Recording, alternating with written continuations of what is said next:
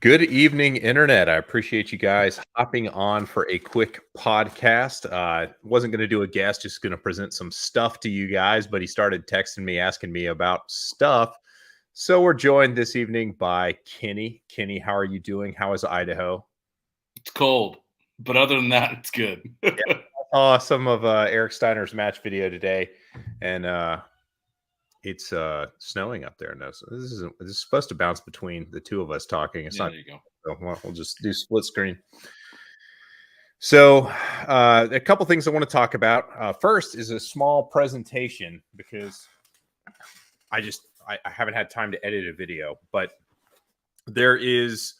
I'm a big fan of people doing new stuff with holsters, and this is a new holster that Big Dog Steel on Instagram has put together, and it's interesting to me because it's a technology that hasn't really been deployed in the holster market yet, but it's actually a 3D printed holster, and I actually helped him. He sent me a prototype a while ago, but it's a locking retention holster that has just this little thing right there, and I can't put guns on stream or else I'd hold it up and show you, but there's absolutely zero retention in the shell. It is totally like turn it upside down, it'll fall to the floor as fast as gravity would let it, because it has to use this little button for the retention, which is nice if you like locking race holsters and not nice if you prefer Kydex holsters. But the point is that it's actually 3D printed and not a thermo mold, which is kind of cool. And it comes with a pretty robust hanger. Let's see, there it is. Pretty robust hanger. And rather than the hanger being like as you change the drop, rather than it just being like this and then the holster, good grief, everything's falling off my lap here, falling to pieces. Rather than it just being kind of angled like that, the drop itself will cant forward slightly, which is what some of the race holsters do and what I actually prefer versus having a drop go straight down and do that. And it comes with a thigh pad. It comes with, pretty good belt attachment, and you can actually change it's got a knurled wheel, which is what sets the angle there. So I've got one mounted. I've got the prototype mounted on my belt over there, but I'm not a carry optic shooter, so I don't shoot with it too often.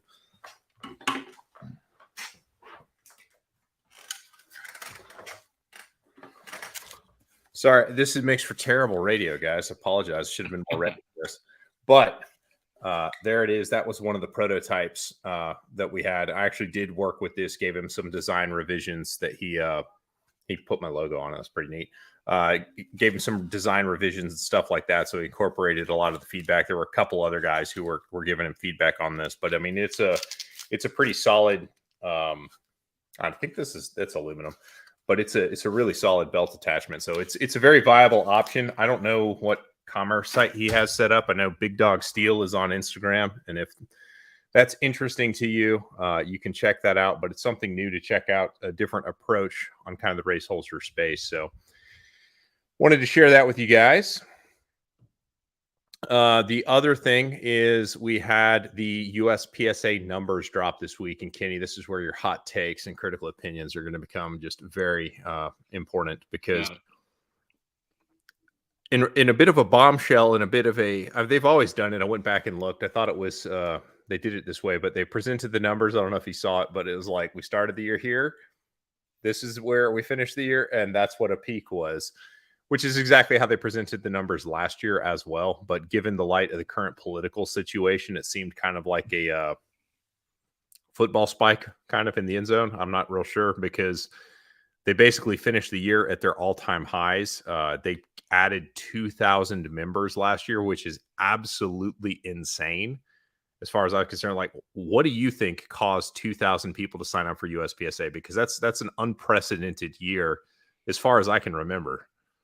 I have no idea. I mean, I don't want to say, ammo cost is starting to come down, like, whereas components are still, well, specifically primers. Yeah. Powder is starting to loosen up again. It's not, I think it's a little bit more expensive than it used to be, but it's not that much more expensive than it used to be. It's not really all that hard to find anymore. Primers are still a pain. But ammo cost has come down, real loaded ammo, which is good. I don't really know, to be completely honest. I have absolutely no idea. I do know through talking to some people who shouldn't have shared information with me that lifetime memberships have gone up like there have been more lifetime members who have bought memberships. And if you are somebody who is in this game for the long run, I mean, you heard Phil, if you listen to the podcast last week, talk about they'd be raising prices. They'd be foolish not to.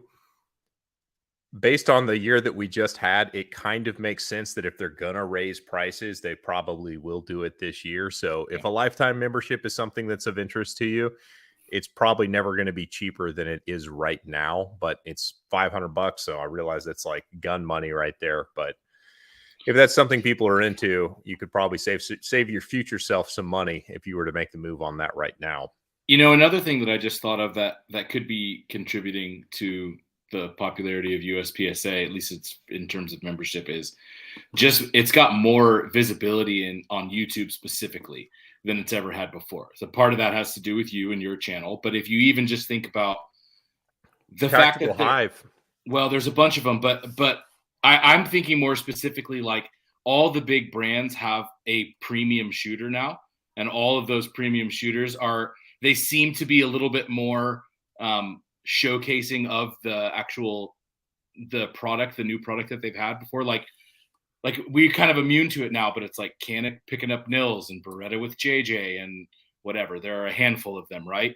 I think when people show up, you know, they're looking for whatever the new hotness gun is or whatever, and they see that being promoted specifically towards USPSA or towards a competitive purpose, because the coolest guns that have come out in the last couple of years have been like purpose-built guns, purpose-built competition guns, right? Very much so, with like the brand new Legion, the Rival, the Legion, the 92X Performance, whatever. Like those are the coolest guns that are available, and they are very specifically USPSA style guns.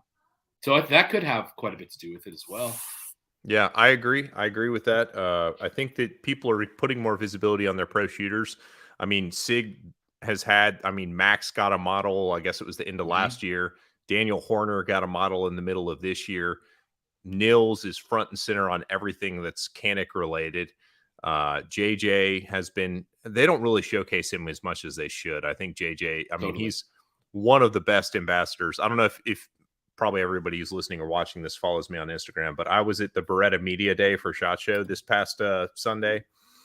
Go and watch the post that they dressed JJ up as a cowboy for this little competitive shooting thing that they were doing to, push their guns or whatever. They had a little competition, and JJ dressed up as basically Woody from Toy Story. So it's pretty goofy, and it just showcases how lovely a human being JJ is. So getting into the specific numbers, though, as far as the actual, I wrote it down. And if anybody on the board listens to this, when you guys do your little in-person presentations, put headers on the data, because I think I grabbed the current year's data, the correct data from 2022, but there's no headers on top of the slides from last year. So just put headers on top of the slides. But anyway, people in this whole limited optics conversation are like, yeah, it's going to scavenge from open. It's going to scavenge from open. I've talked to every other open, well, not every, but a lot of open shooters who I know. And what non-open shooters don't realize is that open shooters are completely uninterested for the most part in all the other divisions. Like, open is the game, and you guys are just pretending to play it, is pretty much how we view life. But open, I think at a high level, you're right. At a high level, the better shooters, A class and above. I think there are some people that have been probably playing the game for a long time that have an old open gun that have maybe had the experience of maybe they're not winning anymore. Maybe they used to be, the guy that was kind of trashing everybody, and anymore they're not in the top 4 or 5. And if they can still shoot a nice gun that they're pretty comfortable with and not have to deal with the annoyances of open, because it is easily the most, complicated division just to keep your gear up and running and loading ammo and all that stuff. It'll scavenge some from open, but not from the top, not from the best shooters in the country in open. Yeah. I think there'll be, within any division, there's going to be a little bit of fallout from everywhere, but open is actually up 6% year on year, with this year reporting, this year being last year. 2022 is 31,727 activity in open, and previous year was 29,972. So nearly 2,000 more activity in open. Limited actually fell by nearly 5%, going from from 34,500 activity to just under 33,000, which is unsurprising because it stopped being kind of the catch-all new guy division. That's carry optics now.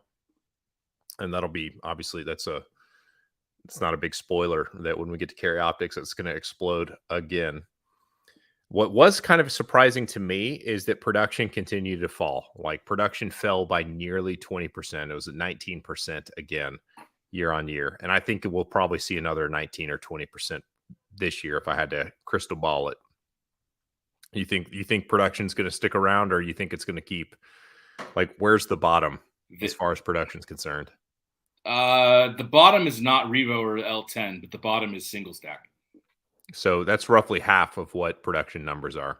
Yeah, it could get down there. I mean, the real story that you're telling is optics over irons. You can break it up because the divisions are broken up differently than that, but all the irons divisions are down and all the optics divisions are up, including the most expensive, most terrible. Matter. Yeah, people want to shoot dots. Well, that's what I had a conversation with a board member not long ago. And I was like, we basically don't, there are two divisions that got iron sights correct, but the problem is nobody wants a low cap game mechanic. So Revo and single stack are basically correct with how they do their rules because that's the form of the gun. But everybody else is broken. You're hamstrung and limited because it's based around a 40 caliber cartridge and, $3,000 to $5,000 guns. And you're hamstrung in production because it's a low cap mechanic, which I think that the evidence is in. If you just look at the divisional participation on a high cap, low cap basis, high cap wins at this point. Like that's what's popular. That's what people want to do. Yep. So, and PCC was basically flat. So big finale is carry optics. This actually surprised me that it continued to grow this much, but carry optics is actually up 37% in participation, which is just immense because it was 53,000 activity. It jumped up to over 73,000 in a year, which is huge.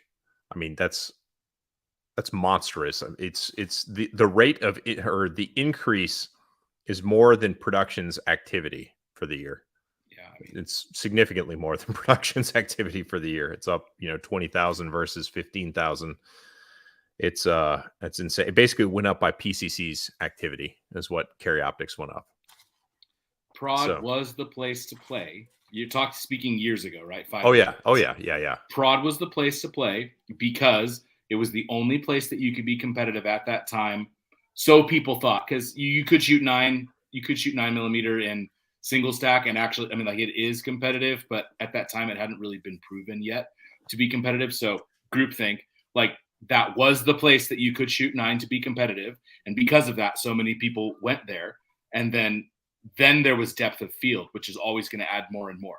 That is CO now. Like that is now CO. It's the exact same positives that Prod used to have. Do you remember a couple years ago when they were questioning, like, should we make production 15 rounds? And the cacophony of the social media sect of like, no, it's dumb, keep my low cap mechanic or whatever. And there were a few of us who were like, 15 is what's necessary because this isn't going to, I was like, it's got to go or else Prod is going to go. And we still have to solve we talked about it last time you were on with the 10 round states. We've got to figure that out on how to give those guys a sport to play in the 10 round states. But at the same time, I think actually that there's other ways to handle that rather than just hamstring an entire division. Like, you can't just relegate one of the iron sight divisions to be a restriction state division only. I don't think it's going to be successful like that. But those were kind of the numbers that they posted. I thought that was kind of interesting that they've gone up as much as they have. But getting your crystal ball out, do you think 2023 is going to be an up or down year for participation in USPSA? I think it'll be an up year. I agree. It'll be an up year. I think ammo prices are continuing to come down.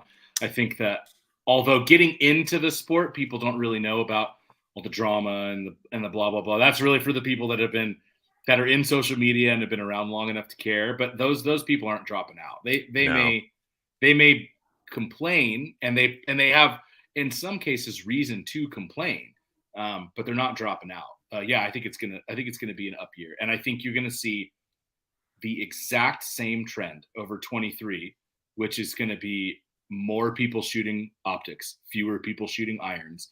And it's going to mostly hit limited and prod, but probably prod more, because you can take that exact, I just did it. Like, you can take that exact same gun. You are him, right? I am him. And I was a holdout for years and years because I really liked iron sights. I still like them, actually, but I was a holdout for years and years. But I can just take my gun and spend $400 and put a dot on it and have 5 times as many people to shoot against.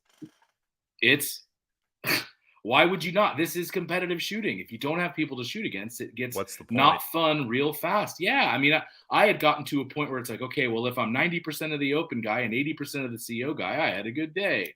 So and it's like, or I could just put a dot on my gun and try and beat people. I'm not going to, this is not me tuning my own horn, because it's much bigger than just me, but my channel size grew by nearly twice last year, to the point where it's reasonably large. My A channel, if you're watching this and don't know my main channel, it's the Humble Marksman.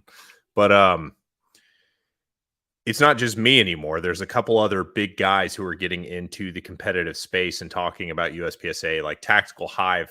He's got probably has 300,000 subscribers now. He came out of like basically nowhere, but he's been cranking out a bunch of Tactibro type stuff. But he does pieces on USPSA pretty regularly. And I think that that's going to continue to build momentum as USPSA continues to get more exposure and more eyeballs from people making media about it. And honestly, like, the conversation about the media, and I'm as guilty of this as anybody, is USPSA should be doing all the media. I mean, if you think about USPSA, it's basically a franchise model. If you want your matches to get built on the ground, then we kind of gotta have to go out and build them. Like, USPSA is not going to go build those for us. I think it's an unrealistic ask that USPSA make compelling content, although they should. I think it's always going to be people like me and Tactical Hive and whoever the next crop of folks. If you're considering getting into gun media and want to push USPSA and practical shooting, let's talk. I'm happy to give you all the tips that I can. But I think as we continue to get visibility into the space, I think it will grow. Now, just playing it forward, what kind of bump do you like? What do you crystal ball time? How many members are we going to finish the year on, do you think? I mean, I think we could grow this year by the same percentage that we grew last year. So last year it's 2 on 35, whatever that math works out to be. Not quite 10%. Not quite 5. Yeah.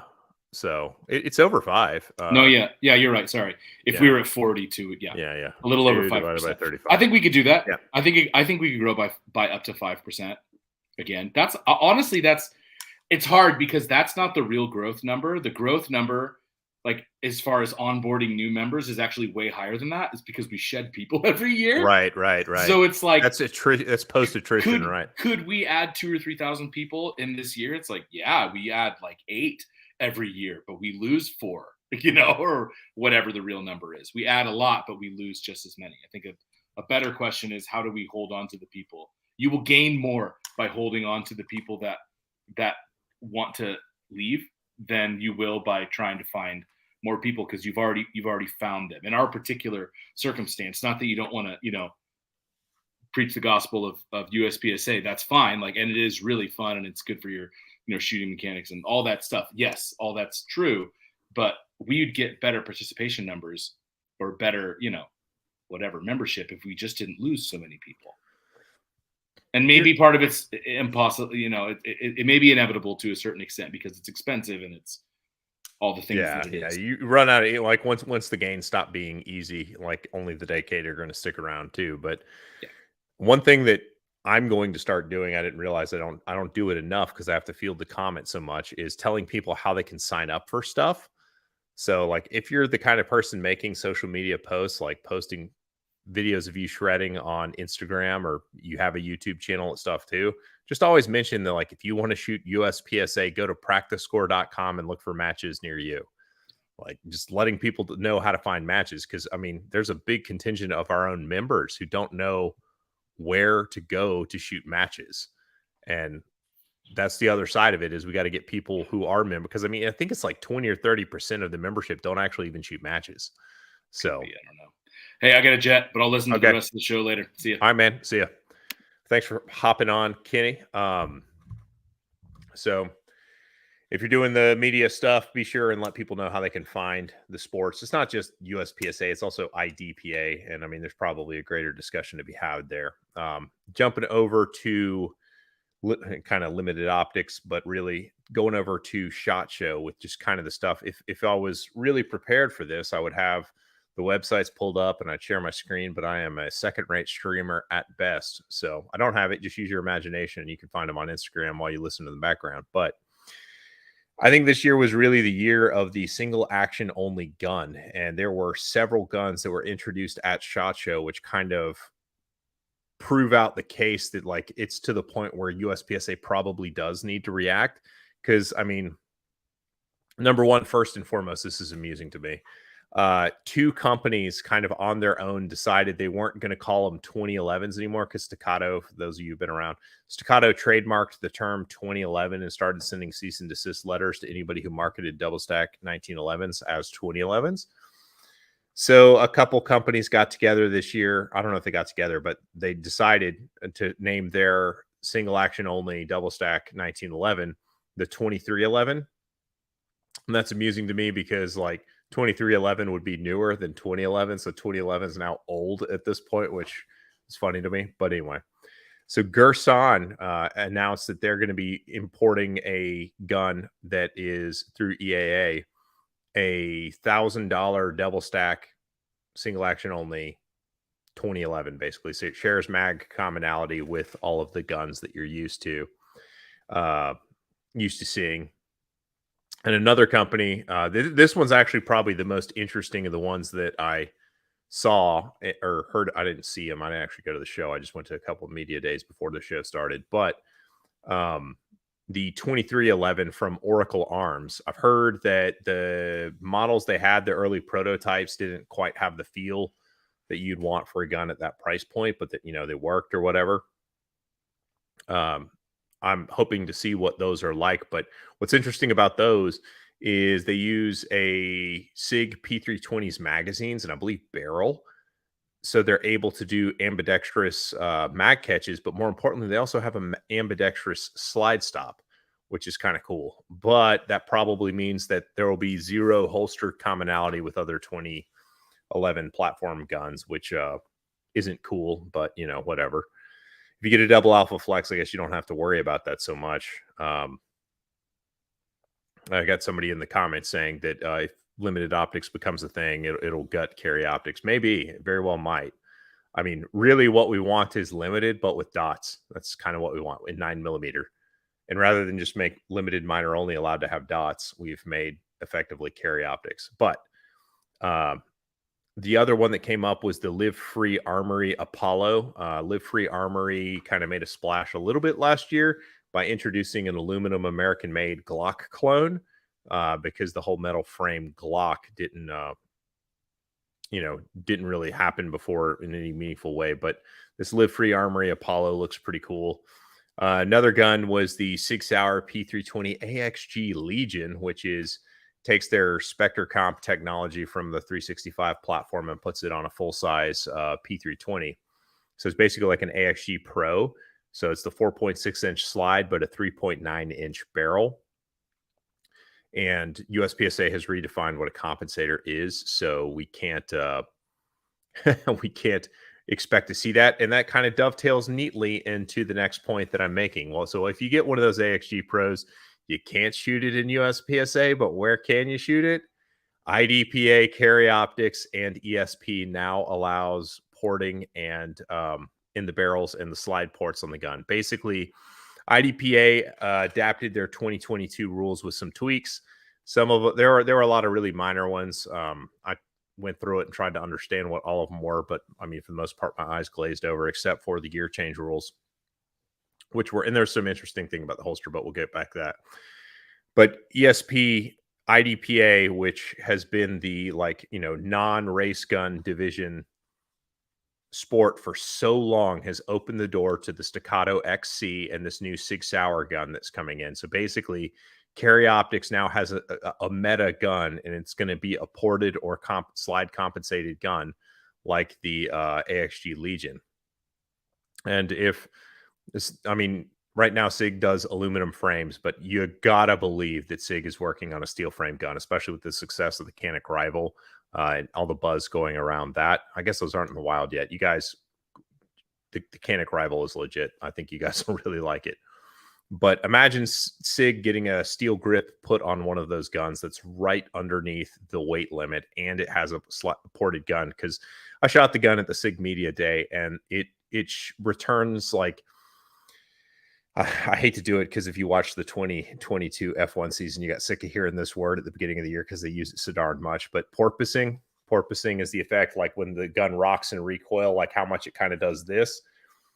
High bore axis guns like the P320 flop around a good bit, which is good and bad because, they're not as hard to shoot, but there's more muzzle climb and there's more like dip on recovery and stuff like that. But with this new slide comp, because it does move a appreciable amount of gas. I did a short on the 2 range days I went to, and you can see from one of the camera angles just how much gas is going up from this thing.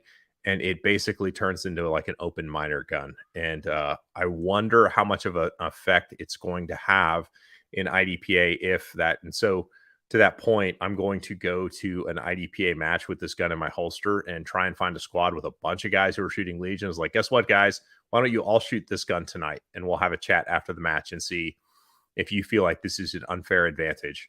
And so we'll see how much they've broken the rules. But what are they? The Pit Viper and the Sand Viper from Terran Tactical.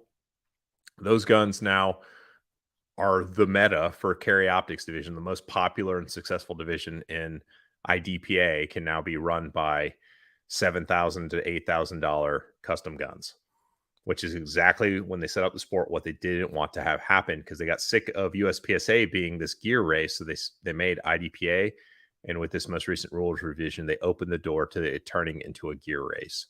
So I don't know how that's going to land.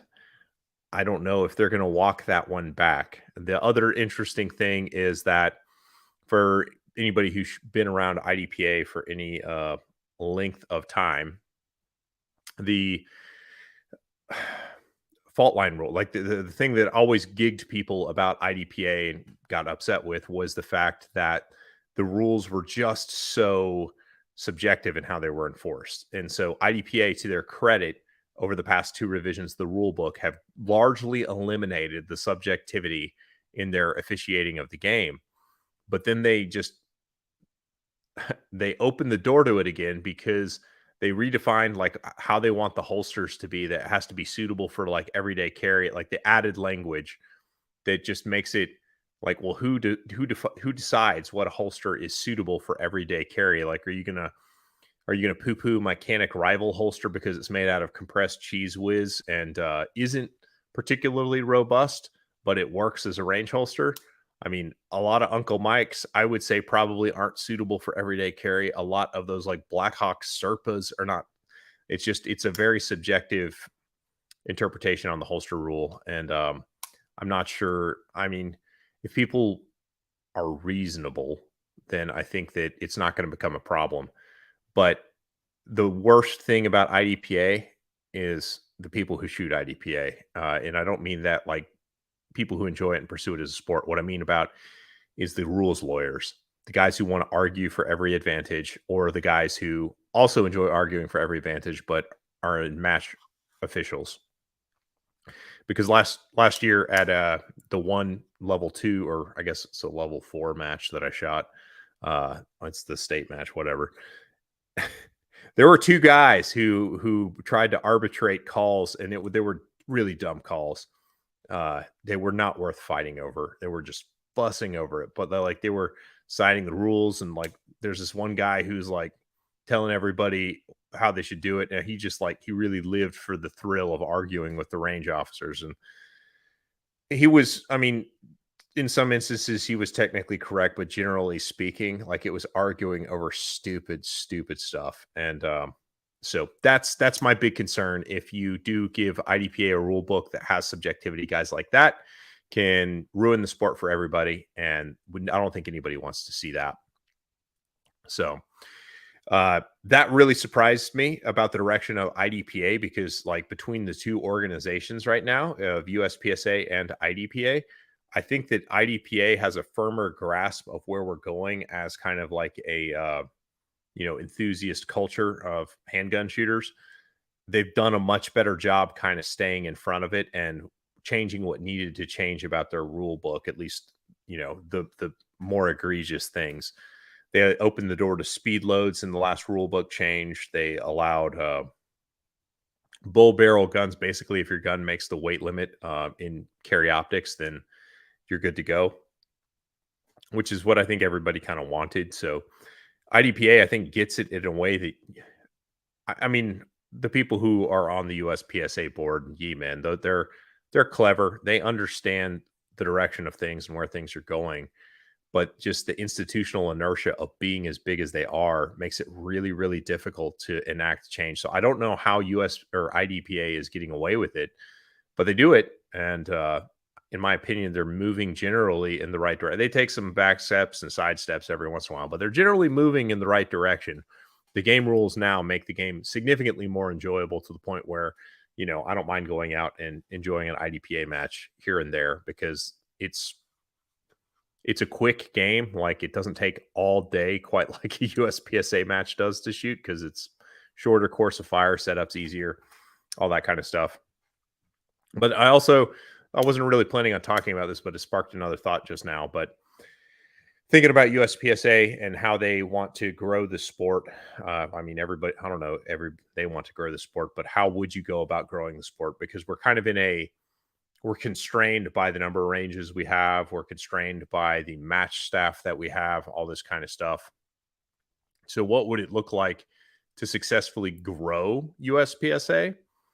And I mean, I got started shooting IDPA matches at an indoor range, and that is a pretty rare thing to find, is indoor USPSA matches. If you listen to podcasts, if you don't listen to this one, I'd recommend it. It's called the Paracast. It's not the one about ghosts, but they've got like a mongoose fighting a snake or something like, or no, I think it's like two dudes laying in the grass or something like that. It's the cover page on your podcast deal. And anyway, so the Paracast guys, Robert on there, he actually hosts what he previously called a new shooters match, but he changed the name of it of an intro to USPSA match. And what he does is he has one bay at an indoor range, and he just does very, very simple matches where people who have been kind of curious about what the action pistol sports can be like, can come in, and it's, they've got a couple USPSA seasoned guys who help coach these new guys into what it is, answer their questions. I mean, they're a little bit forgiving on the rules. So if you have like thigh straps, and I saw somebody in chat mention the thigh straps, the reason thigh straps aren't allowed is they didn't want the sport to look like a paramilitary thing initially. There's also a rule in the rule book about not wearing like camo fatigues and stuff like that. It's a relic of when they first started the game. And I think that, nobody's enforced the camo thing. I mean, when Mike Foley was president, his shooting jersey had camo sleeves while it was still a rule you couldn't wear camo. So it's going to come out of there eventually, I would think. But that's why it's in there. But anyway, when everybody wants to set up a USPSA match, what they want to do is set up a proper, 6 to 8 round, or not 8 round, 8 stage club match, where people are, setup takes 3 or 4 hours or whatever it is, and you're pounding all the nails that Home Depot has to offer into the ground, and wearing out your grip before the match and all that terrible stuff.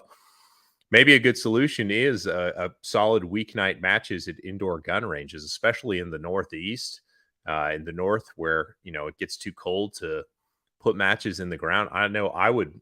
The range near my house has, every other week there's an IDPA match, and I think there's one indoor USPSA match once a month in Texas, or in the Dallas area, I should say. And that's a shame. It's really good for developing match directors. It's really good for developing new shooters.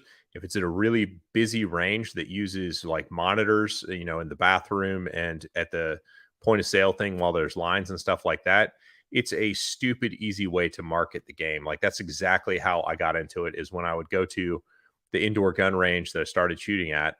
They had, TVs all over the store kind of pushing whatever the store was going on, whatever sales were coming up, stuff like that. But they actually cut together an IDPA kind of like sizzle reel and just pushing the match. And that match routinely had, 28 to 40 shooters at a little 2-bay indoor range in Marietta, Georgia. And it was a pretty successful thing for that range. And I mean, if I had an indoor gun range, I know that I would probably want to try and anchor uh, some kind of activity that got high burn shooters into my store regularly, because stuff like ammo, and if you sell reloading supplies, things like that, sells to competitive shooters pretty well. So that was kind of my thought, is if we could get people to set up more of those intro to USPSA type matches at indoor ranges, because I think that that's really one of the pieces that is missing, because IDPA has a phenomenal presence of indoor matches because their rule set really accommodates indoor ranges in a way that USPSA doesn't really. Like indoor USPSA is still harder to set up. I mean, you have to use gaffer tape to tape down fault lines and all that kind of stuff, but it's not impossible. I've done it before. Other people can do it before. And somebody in chat is asking if you have to be an NRA member to play USPSA. You absolutely do not. There are no stipulations or requirements to join any pro gun right organizations or anything like that. They just want you to get out and enjoy the sport of practical shooting. So this is a short one tonight because it's really all the content I had prepared and wanted to talk through. So if you guys in the chat want to throw anything out, I'll stick around for another 5 minutes or so and interact with you guys. So lay it on me. If you got questions, we'll turn this into a quick Q&A if you want, because, we can do that. It is, what is it, Saturday night. So, but let me know your thoughts on that. Like, would you shoot just being where you are in your shooting career, would you drop back and shoot an indoor match? I mean, if I had more time, I know I'd shoot all the matches if I had more time, but I think indoor matches are really fun. The one thing I will comment on is if you shoot in an indoor range, the way those ranges are designed is with the HVAC system, is that the air is blown from the firing line towards the bullet trap, but the velocity at which the air blows as you get closer to the bullet trap is much, much slower. So a lot more of that lead is going to get onto you. So if you're somebody who shoots indoor matches in, or just in front of the firing line at indoor ranges a lot, you probably need to take precautions as far as keeping your lead levels down. That is a thing.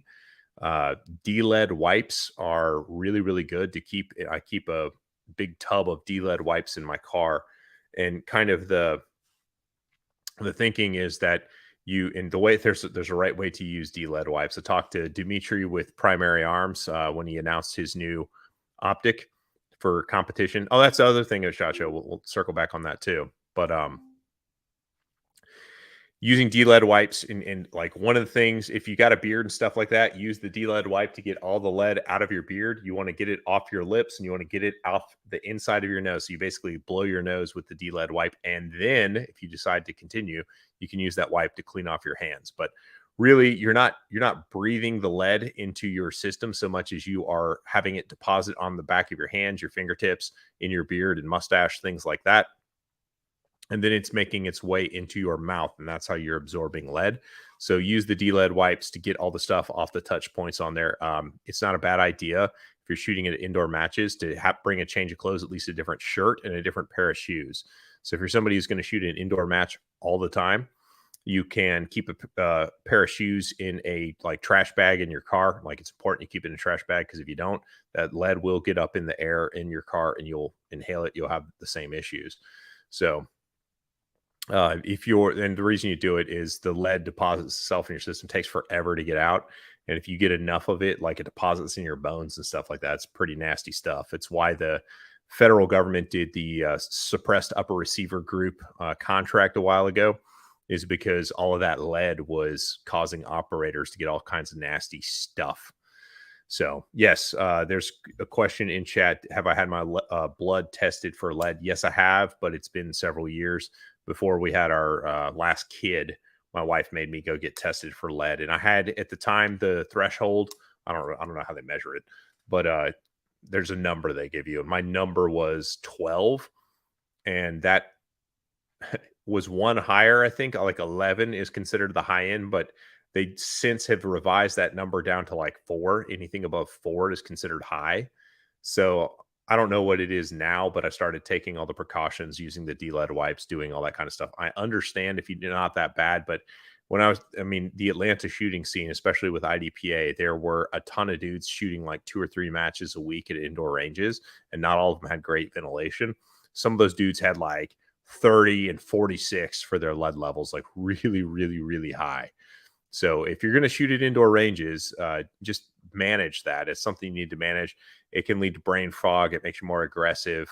If you're trying to have kids, it can lead to like birth defects and stuff like that. So it's not, unless you get like extremely high levels, it's not something that's going to cause tremendous harm to you, but it's kind of hard to undo the damage from it. So just take a little bit of precaution.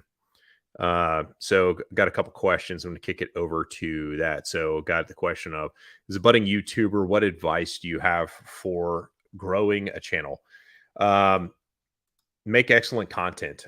Understand who your audience is and cater to them. If you've been producing content, always try and make the next piece better.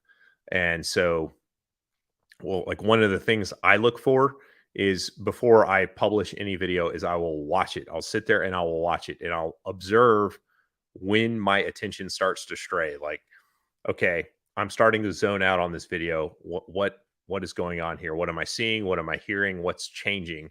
So I'll try and think about like, hey, how can I pull this back in? Or is it just poorly scripted? Like, is the subject matter not interesting enough at this point? And usually that's what it is. Usually it is like, you can only be technical and dwell in the details. Like, if you followed the channel for a long time, I used to be much more in the weeds on a lot of stuff, and I've kind of zoomed out and provided more summary, and the videos have started doing a lot better. The channel's done well as a result. Don't get hyper technical. There's not as many people who can get into that as you would think. And I mean, that's generally true if you hear about presenting any kind of comment, like writing any sales copy or anything like that. You need to write at about a 3rd grade level when you're doing like email marketing and stuff, according to some of the stuff that I've been reading, just kind of tangential to that. You gotta write at about a 3rd grade level. And that's true with how you talk and how you present. Like, when I'm on camera, I don't speak the way I speak in my personal life, because I mean, I do business professional stuff and I use business professional words, but I don't do that generally when I'm on camera, unless it's absolutely appropriate. There's no way around it. I mean, there's usually another word you can use that more people will resonate with. Realize when you're producing content that you are competing with every other piece of information that has ever been put on the internet in human history. Take that seriously and reward your viewer. Like, if you're making a piece of content because you want to make a piece of content, it's probably not going to resonate with the viewer, because there's a good chance nobody cares. But if you really understand your audience, you understand the kinds of things that they want to see. Not like, you can't just look at a gun part and be like, I'm going to make a video on gun part. And it's just like, well, nobody cares about that gun part but you. And like, is it interesting? Are you presenting it in an interesting way? Like, extreme stuff is what does well on the channel. One thing that I've done recently is the Canik rival video. I didn't compare it against one other gun. I compared it against all the guns that I had that were reasonable competitors for the rival. And like, that's going to the extreme in that segment. It's going to do better. Like, do you want to watch a head-to-head video of a Canik rival steel versus a Shadow 2? Or do you want to see it against a Legion, a Shadow 2, a Tanfolio, the heavy Beretta, all of the other heavyweight guns that it's going to compete against? And that takes a lot of money. I'm in a fortunate position where the channel's doing well and I can do that kind of stuff now, but I wasn't always that way. I mean, if you followed the channel, I had like 3 or 4 or however many CZs. So all my content was about CZs. And then I started shooting Glocks and all the content was about Glocks. So like, I get it. You got to start somewhere and you have to kind of go up it. But like, think about it through those terms. Like, when I'm on camera, I don't speak the way I speak in my personal life, because I mean, I do business professional stuff and I use business professional words, but I don't do that generally when I'm on camera. And like, when you're producing content, you got to write at about a 3rd grade level. And that's true with how you talk and how you present. Like, if you really understand your audience, you understand the kinds of things that they want to see. Not like, you can't just look at a gun part and be like, I'm going to make a video on gun part. And it's just like, well, nobody cares about that gun part but you. And like, is it interesting? Are you presenting it in an interesting way? Like, Nobody wants to watch a video on a Glock connector anymore. But if you're going to compare like 10 different Glock connectors, people probably want to check that out. The same thing with like flashlights, whatever it is, whatever you're doing. Think about the most interesting way you can spin that idea. And really, the premise of the video is possibly the most important. Like, you can execute very highly on a bad idea. It doesn't do as well as medium effort put into a great idea. So, recommended if you listen to Mr. Beast when he was interviewed by Joe Rogan on the Joe Rogan podcast, is Jimmy somebody, I don't know his last name, but that's a great episode that really, like, you want to get in the mind of a grandmaster YouTuber, that's the guy to do it with. Moving on, I think I would love to shoot indoor simply because it's not an all-day commitment, 2 or 3 stages in and out. Yes, I agree. One of the biggest downsides to action pistol shooting is the fact that it takes all day. The ranges are forever away if you shoot outdoors, and indoor ranges are generally more convenient. So, somebody asking the question, Dustin says, why do you think IDPA is more open than USPSA in terms of equipment rules? I don't really know. And I know one of the guys who's on the Tiger team who changes the rules for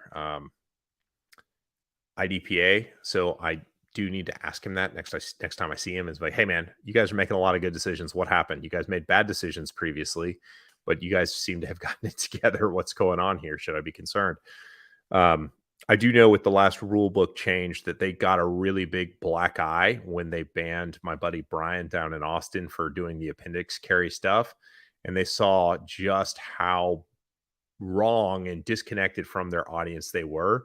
And they kind of pivoted and did the smart thing, which was kind of get back in front of the people who are paying to play the game with what they want. And I think they were rewarded for it. I don't know what their membership numbers are, but I suspect that with the 22 rulebook changes, that it probably did bring a lot of people back into the sport. Let's see here. What else we got?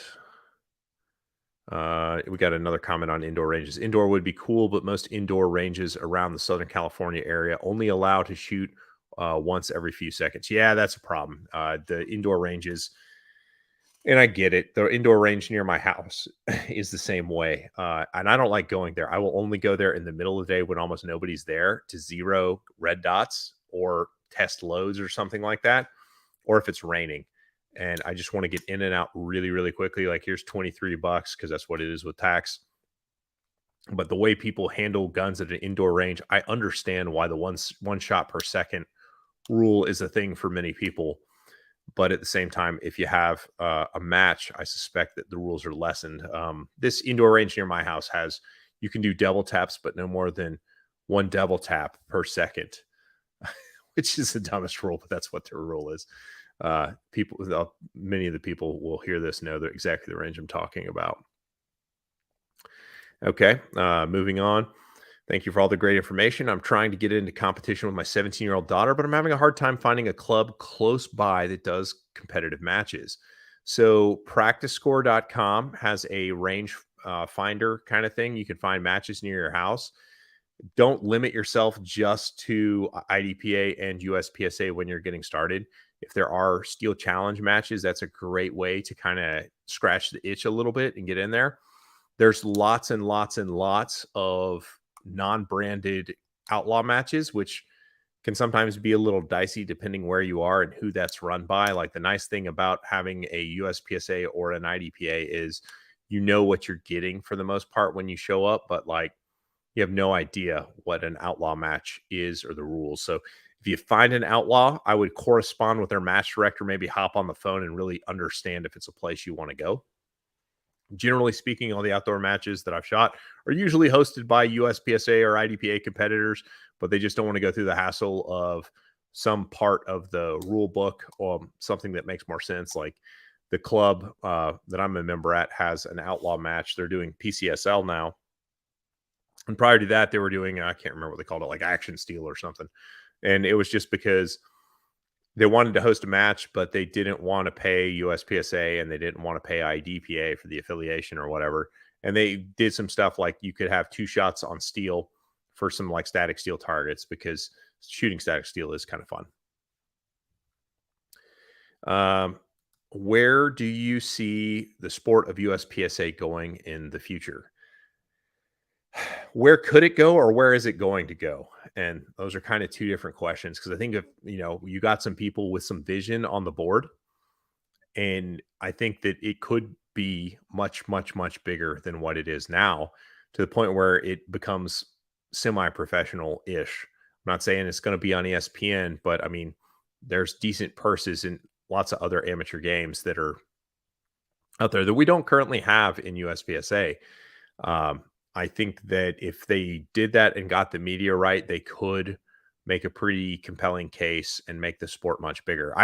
I personally, I think that USPSA is going to grow by 10% this year, unless the bottom falls out on the economy, in which case it'll probably be slightly up. But where do I think it's going to go with the current board and the members and the current atmosphere of the USPSA members that kind of cause the board to live in fear of what they can and can't do? I think it's going to persist in a lot of ways the same as it's always been. I don't think they're going to get really innovative, because I think that there's always going to be that resistance to changing anything, even if it is for the better. I think a lot of it is going to come down to us. Like, if you like a lot of the ideas that, you hear Kenny or me talking about with these kinds of things, like last week's show with Phil was a really, really good one. It was my favorite podcast that I've been on or heard in quite a while about shooting. It sounds dumb to say about your own podcast, but when I have a good, when I hang up with one of these and have a good conversation, I'll re-listen to it, trying to understand what I can do. Going back to that, how do you make compelling content? I will actually listen to my own content, trying to get better. Like, how am I talking fast enough? Not enough? Like, I study my stuff just like I study my matches. But listening to that, it was really compelling. And I really hope that USPSA takes it to heart. SIG's launching a competitive pistol league.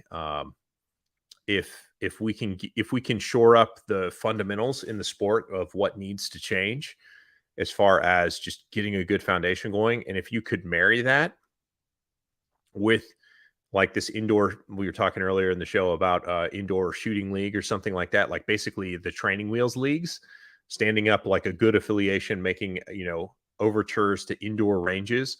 And if you married that at the headquarters level with a club development or something, I don't know what you call it, but basically have somebody up there running analytics on where activity's turning in different areas of the country. And initially you would focus on your major markets and see, which markets are underperforming, and, make some phone calls, kick some tires, understand why there isn't more activity. And really what I'm saying when I say that is figure out where IDPA is successful and USPSA is not as successful, and go out there and try and stand up some clubs to get some USPSA activity, because all the infrastructure is already there.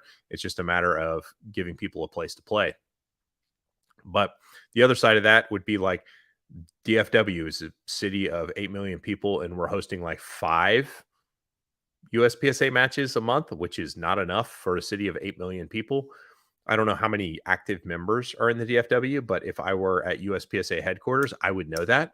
I would probably bracket all of the markets based on their membership, like participation, like who's shooting level 1 matches in these areas. Like, I would know all that data, and I would target those. And then I would start working the other way. Is like, okay, well, what places aren't turning in any major, and just work it that way and try and get more people. So I think that we're nowhere near the point of saturation. I don't know. I mean, at the same time, you have to figure out, like, well, what does USPSA do with a bunch more members? It's like, okay, you got all this money now. What are you going to use it for? It doesn't really matter. It's a nonprofit. I mean, they don't use the money, so far as I know, other than to cover operational expenses. So there has to be some kind of division, or some kind of vision that steers, like, okay, if we get more resources, what are we going to do with them that furthers, like, we could absolutely create a flywheel effect where we're bringing in more cash, and then all of a sudden there are prize purses at national championships, or there's a championship series where they take 2 of your best section matches, your best finish, and your area match that you shot, and your national match, and that's how you crown a national champion. Doing cool stuff like that and marrying it with a good media arm and telling the story of USPSA, it could be huge. I mean, it could be a culture, like the subculture that is USPSA could be a bigger thing. It absolutely could. It's so much fun. It sells itself when you expose it to people. But I just don't know that there's the will or desire, or I don't know if to some like belief that it can be done, but it could be something mega. But I think that unless we start asking them to do these big, aggressive, bold kind of things, I don't think that it's going to happen. I think they're just going to try and really what they're going to do is minimize pain from the whiners. I mean, there's a huge, not huge, it's really not that many people, but there is a very vocal, small people that the board spends most of its time dealing with the crybabies talking about their stuff that nobody really cares about. Like, if we could get past that and actually focus on developing the game, then it could do amazing stuff. All right. We see. We got somebody talking about some stuff like that. Okay. Let's see. Was a fair amount of time to try a dot, in your opinion, to give it a chance to see if it's for you? When you start shooting it properly, when you understand how to use it correctly, not because what's going to end up happening is when you adopt a dot, you're going to pick it up, you're going to lose it. You say, this is dumb. I like my irons better because I can steer my irons on the target. And the dot has just shown you its strength, which is it screams at you when you're doing something wrong. If you are receptive and take the information the dot's telling you, then you will absolutely become a much better shooter a lot faster than you would otherwise. So my standard would be, let the dot correct your presentation, let the dot correct your trigger pull and help tune up your grip. Learn how to do a hard target focus with the dot, and then learn an acceptable sight picture. And what that means is, like, okay, if I'm shooting at a basketball sized target, the edge of the basketball is just as good as the center of the basketball. How little sights do I have to use to hit that basketball? Like, once you can do that, I would say that you understand what a dot does. And if you still go back to irons, I will be surprised, because most people, once they understand how to shoot a dot, swear off irons. And some people just really like irons, and some people that say it's no better, but usually the people who say that that dots are no better than irons are either not very good with dots or really, really, really good with irons. Like Phil Strader, he said that the other week. I'd rather shoot irons or whatever, but Phil can shoot irons like better than some of us can shoot dots, and myself included. I put myself in that camp. All right. So last question that I see up here before we're going to sign off here, coming up on an hour, is, with the release of the Glock performance trigger, do you think that Glock is finally feeling industry pressure from SIG and others to innovate? Great podcast, and you sold me on the rival over the Q5 SF. Q5 is a great gun too, by the way. I was really surprised how well I shot that gun. I'm holding a gun that I can't show on camera. Only thing about that gun is when I build a grip very rapidly, the Q4's grip is so short front to back that I don't have space for my hand. So like I end up missing my support hand grip on the Qs more than I do on the rival, which is a bit longer front to back and has a better spot for my support hand. But they're both great guns. No, I don't think Glock's innovating or feeling pressure. I think it's a bit of a cash grab. If they were interested in making good triggers, the time to do that was about 20 years ago. They're putting these trigger kits out now, and it's kind of like a software patch. Like it's like somebody who had the best piece of software but doesn't patch it. It's just like, it's great. I mean, the software's perfect. Why would you want me to change it? And it's like, okay, fine. It does have that one problem, and we fix it, but it's going to cost you $100. So you have to download, this downloadable content, basically. So I'm glad that they're doing it, but like, why even go? I don't understand why Glock goes to SHOT Show. Like, what are you doing there? It's not like you're showing off new product. You don't make new products. You're not doing anything any differently. Like, why are you spending $2 million to send 20 people to SHOT Show? Everybody knows what a Glock is. You're getting nothing out of it. Like this year, their big model that they announced was their Glock 47, which, get this, is what a lot of other aftermarket Glock companies have already done, which is have a full-size slide that fits on a compact frame. It's mind-boggling, to use a Zoolander quote. So I like Glocks and what they did for the evolution of the semi-automatic pistol. I think that they're super reliable guns, but I also think that they drew a line in the sand that they didn't need to. So, and fun fact, Glock is not the king of the hill anymore with domestic firearm sales anymore. Their Sig Sauer is selling more pistols per year than Glock is at this point. Glock is still very, very relevant and a very close number 2 probably, but at the same time, they're not who they used to be. Well, that's not true. They're exactly who they used to be. It's just that the market has moved on so much beyond them. I still like Glocks. I still have my Glocks. I'm probably not getting rid of them, but it'd be really great if they kind of join the fray and use some of that awesome Austrian engineering to move the ball for all the rest of the stuff. So, all right, guys. Well, I appreciate you hopping on with me, spending some time with me. I know some people were watching UFC and you guys chose to hang out with me, and I appreciate that. If you don't follow me on my podcast, you can catch the audio only version of this. You just search on your favorite podcasting app for The Humble Marksman, and you'll find it there. I appreciate you guys, and I'll catch you on the next one. Take care, guys.